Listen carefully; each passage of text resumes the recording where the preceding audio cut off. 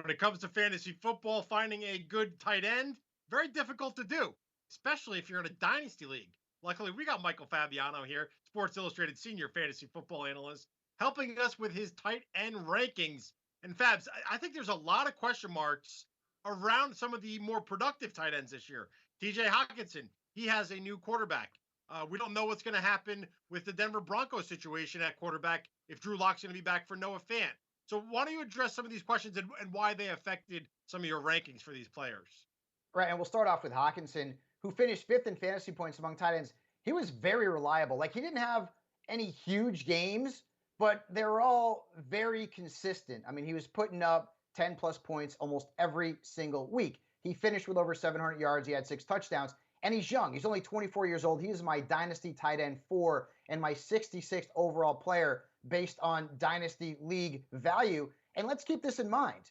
Kenny Galladay is a free agent. Maybe he goes, maybe he doesn't. Marvin Jones is a free agent. I think he's gone. Danny Amendola is a free agent. Hockenson could play an even bigger role next season and beyond.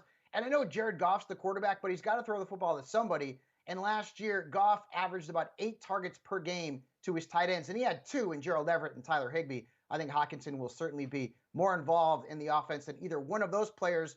And Detroit's going to play from behind a lot, which means good things for Hockenson. And then to Noah Fant, he is my tight end 6.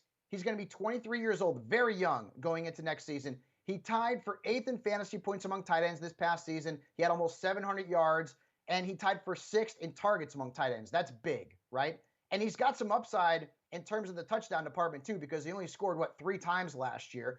And whether it's Drew Lock or maybe they bring someone else in, I know they've been tied to Deshaun Watson. If that happened, forget it. Fant's value would certainly go through the roof. But even if it is Drew Lock under center, he still targeted Fant enough to make this kid a top 10 tight end in redrafts and certainly at least a top 8 tight end in Dynasty because of his mix of upside and, of course, youth. Let's talk about someone that a lot of dynasty fantasy football players drafted in their rookie-only leagues. That's Cole Kmet from the Chicago Bears, the top tight end prospect in last year's draft class. What do you make of his kind of outlook for the 2021 season?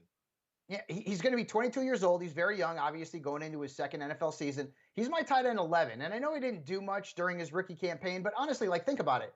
How many tight ends that go on to great careers do anything as rookies? It's very rare to see someone come out and put up like Evan Ingram type of numbers during their rookie campaigns.